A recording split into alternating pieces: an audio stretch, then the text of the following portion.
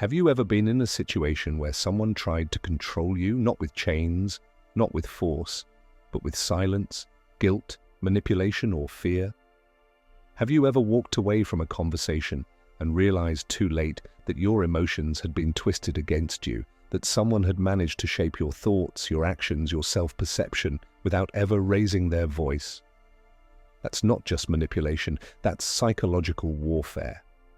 And it's happening more than you think to men who look strong on the outside, but haven't yet forged unshakable strength on the inside. In today's world, real power isn't just physical, it's mental, it's emotional, and it's spiritual. Men are being broken not through battle, but through betrayal, not with swords, but with words, not by force, but by control.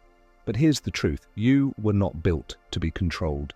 You were designed by God to stand, to lead, to think with clarity, to feel with strength, and to move with purpose.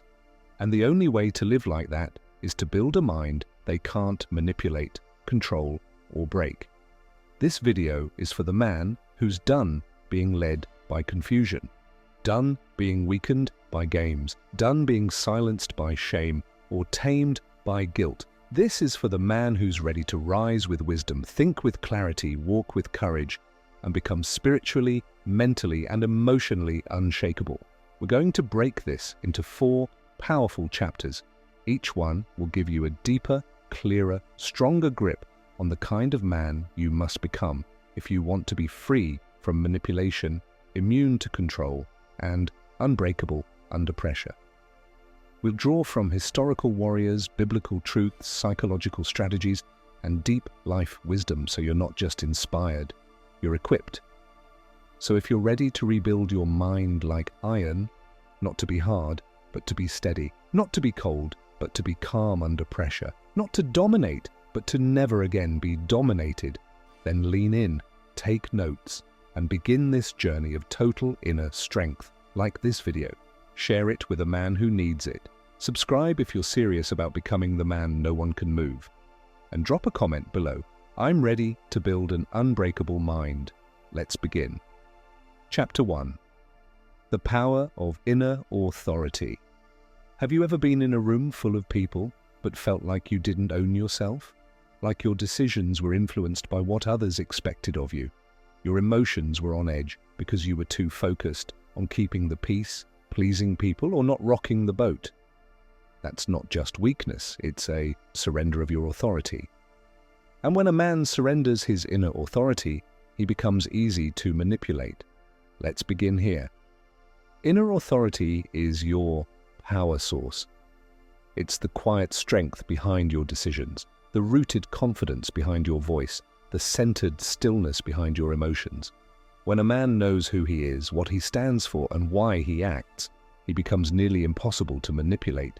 People can try to sway him, shame him, or flatter him, but he won't bend unless he chooses to. And that's the beginning of being unbreakable. But here's the problem. Most men were never taught to develop that inner authority. They were taught to be nice, to go with the flow, to read the room, to keep the peace. But peace without principle is not peace. It's quiet control, and control always begins where clarity ends. That's why manipulators don't just attack your actions. They confuse your identity. They make you second-guess yourself, your intentions, your masculinity. They gaslight you into believing that standing up for yourself is aggression, that asking for clarity is being insecure, that wanting honesty makes you controlling. But when a man is rooted in inner authority, he doesn't fall for emotional illusions. He doesn't chase validation. He doesn't crumble under guilt. He doesn't over-explain because he knows who he is. He stands in truth, and truth is unshakable. Look at the wisdom of Marcus Aurelius, one of the most mentally disciplined men in history. In his journal Meditations, he constantly reminded himself that the opinions of others are not the measure of truth, and that a man's mind must remain his own. He wrote, "You have power over your mind, not outside events. Realize this, and you will find strength." That's inner authority, and from the Bible we see the same pattern. Jesus stood before the Roman governor Pilate, a man who held the power to crucify him, and didn't beg. He didn't flinch. He said, "You would have no power over me if it were not given to you from above." That is the voice of inner authority. That is what spiritual, mental, and emotional strength looks like in a man who cannot be manipulated. So how do you develop this? How do you build inner authority? 1. Know your core values and write them down. Not vague beliefs, but clear values. What do you stand for, no matter the cost? What are your boundaries, and what are your non-negotiables? 2. Practice emotional discipline. Emotions are like wild horses. If you don't train them, they'll be ridden by someone else. Take time to pause before you respond. Breathe. Think. Don't let others drag you into their emotional chaos. 3. Stop over-explaining yourself. Weak men justify everything. Strong men clarify once and move on. When you feel the need to prove your intentions constantly, ask yourself, am I seeking truth or am I begging for approval? 5. Spend time in solitude. Inner authority is born in silence. Disconnect from constant noise, phones, TV, opinions, and reconnect with your own thoughts. This is how you develop mental independence. 5. Study the lives of strong, principled men. Learn from the way they walked through pressure. Men like Nelson Mandela, who spent decades in prison and didn't let bitterness poison his mind. Or men like King David, who stood boldly against giants with nothing but a stone and the belief that he was backed by something greater. Manipulators lose their power when you're no longer unsure of yourself. They can only play mind games with men who doubt their own decisions, but when you build that foundation of inner authority, when your decisions come from clarity, not fear, not guilt, not the need to be liked, you become a different kind of man. A man who cannot be controlled, a man who cannot be broken, a man who answers only to his creator and his conscience. That is the first pillar of becoming mentally unshakable, authority over your mind. And when you master that, the games stop working, the guilt doesn't stick, the lies lose their grip, because you no longer need to be told who you are. You already know. Drop a comment below. I will own my mind and stand in my truth. Chapter 2. Emotional leverage, how they control men without touching them. Have you ever had someone twist your emotions until you questioned your own reality? They didn't shout, they didn't threaten, they just quietly pulled on your guilt, your fear, your love, or your shame until you bent in ways that didn't feel like you. That's not love, that's leverage. And most men fall to it because they never learn how emotional leverage works. Emotional leverage is the silent control system of the modern world. It's how people get you to betray your boundaries, apologize for things you didn't do, stay in relationships you've outgrown, doubt yourself when you're finally doing what's right for you. This is how manipulation works. It uses your own emotions against you. And the scariest part? It's not always intentional. Some people manipulate because it's the only language they know. They're not always villains, but that doesn't make them any less dangerous to your peace, your purpose, or your mind. So let's break it down. There are 4 emotional weapons used to manipulate men. 1. Guilt. You're not being fair. After all I've done for you, you've changed. Guilt is used to make you question your right to protect your peace. It's used to keep you trapped in roles that serve others at the cost of your growth. But guilt only works when you believe their feelings are more important than your boundaries. You must remember this truth. Guilt is not proof of wrongdoing. It's often proof that someone doesn't like your freedom. When Jesus healed on the Sabbath, he was attacked by religious leaders who tried to shame him. But he didn't fold. He didn't say, maybe they're right. He stood in truth, knowing that guilt is a poor compass for righteous decisions. 2. Fear. What if you end up alone? What if this is the best you'll ever get? What if they leave you? Fear is the most ancient control tactic in the world. Governments use it, abusers use it, insecure lovers use it, because it works, unless a man has mastered his emotions. Fear makes men settle. Stay quiet.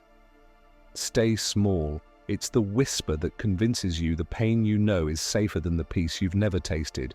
But hear this clearly, fear is a liar when it speaks louder than purpose. And any voice that uses fear to control you isn't leading you, it's caging you. 3. Love bombing. This one is deceptive. It looks like affection, attention, praise, intensity. But underneath, it's not about love, it's about control. Love bombing is when someone showers you with affirmation and closeness to create quick emotional attachment, then begins withdrawing it to get compliance. This is common in toxic relationships. It works because it tricks your nervous system. One minute you're high on closeness, the next you're starving for it. But here's the truth, healthy love doesn't rush, and it doesn't use affection as a bargaining chip.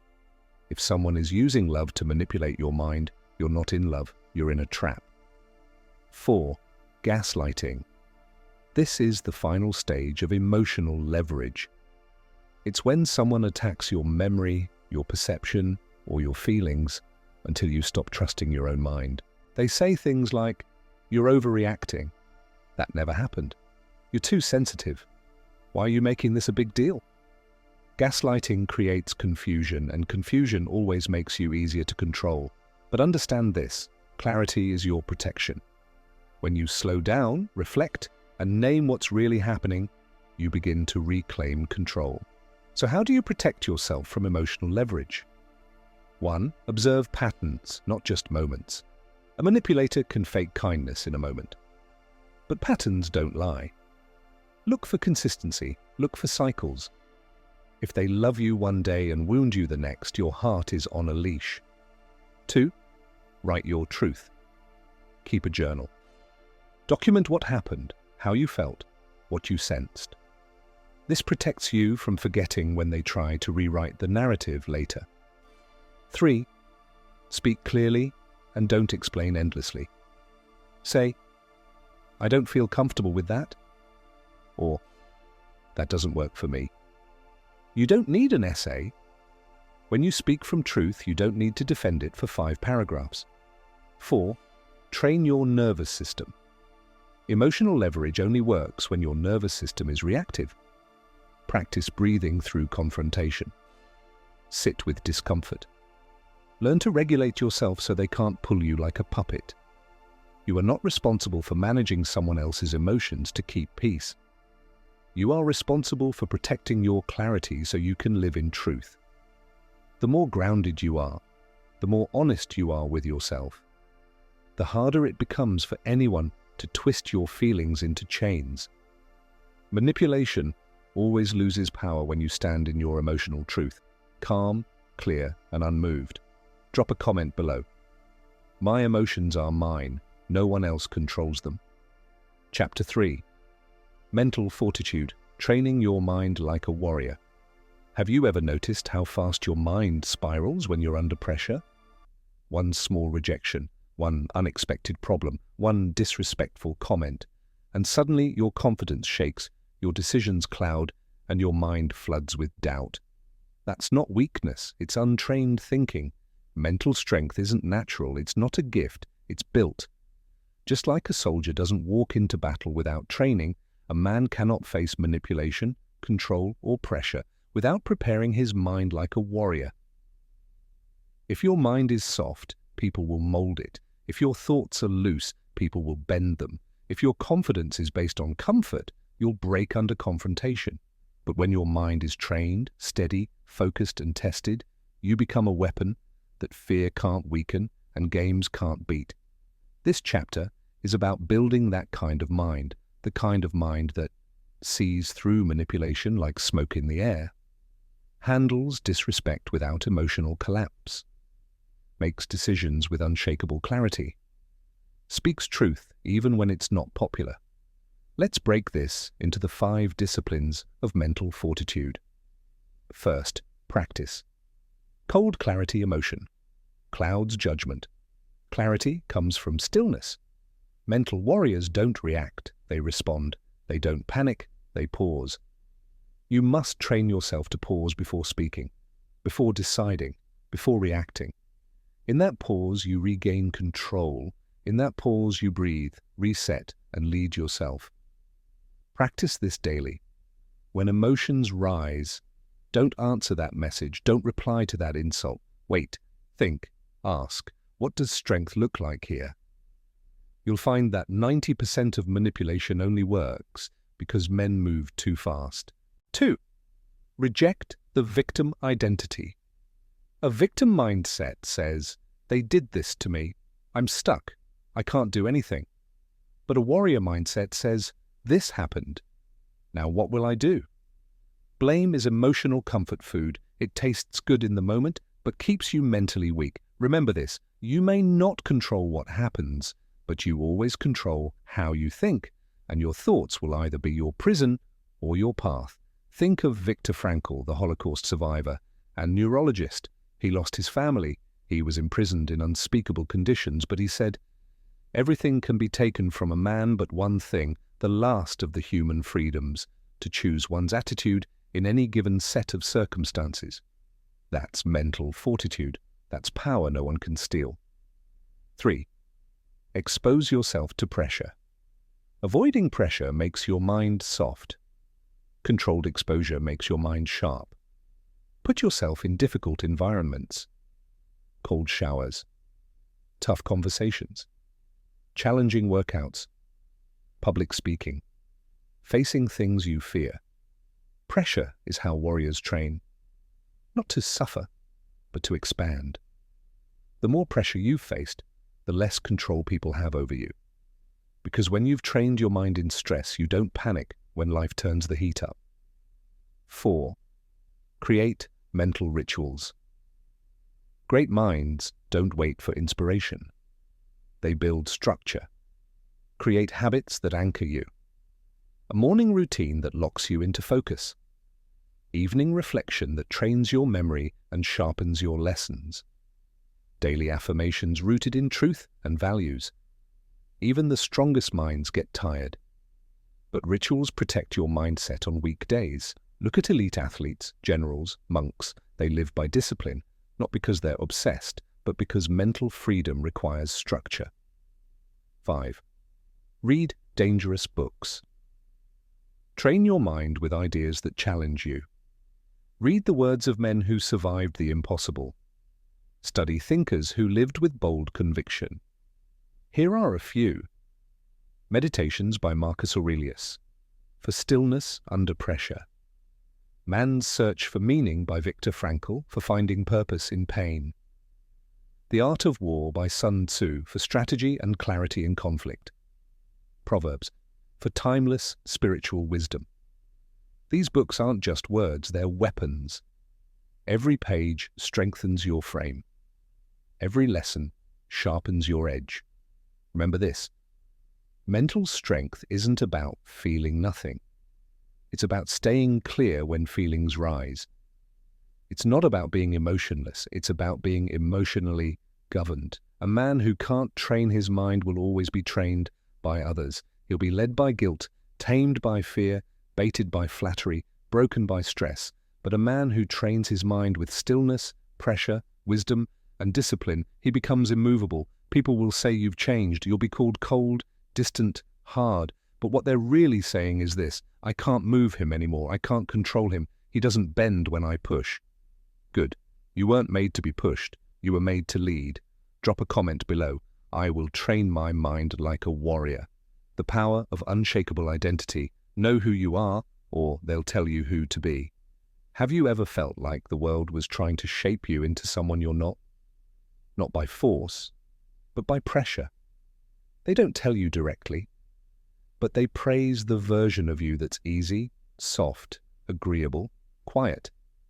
And they punish the version of you that's strong, bold, and free. That's not growth. That's grooming. And if you don't know exactly who you are, you'll eventually become what others need you to be. This chapter is about the most important foundation of an unbreakable mind, identity. Because here's the truth. You can't manipulate a man who knows who he is. You can't break a man who knows his value. You can't control a man who lives by his own code. Let's go deep into what unshakable identity looks like and how to build it.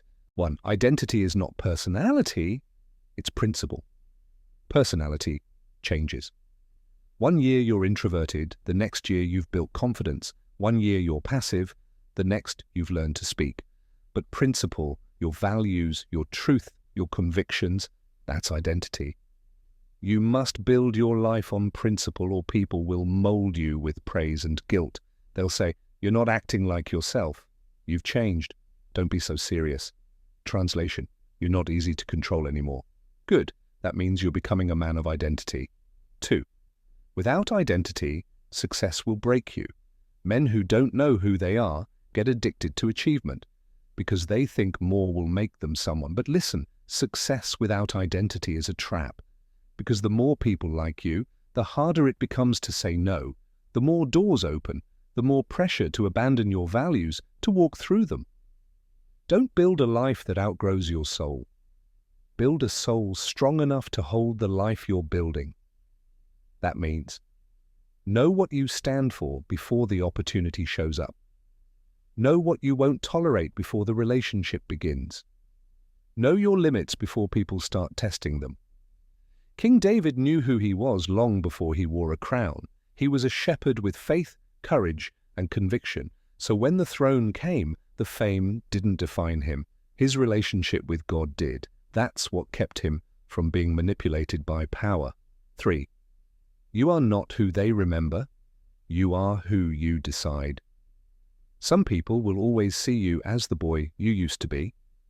They'll say, "You used to be so nice. You used to do anything for me. You've changed." Yes, because growth is not betrayal. And becoming strong doesn't mean you've become cold. It means you've become clear. If you let their memory define you, you'll spend your life apologizing for evolving. But when your identity comes from within, not from their expectations, you stop shrinking to fit their comfort. You say, "Yes, I've changed, and I won't apologize for it." 4. True identity begins with spiritual alignment.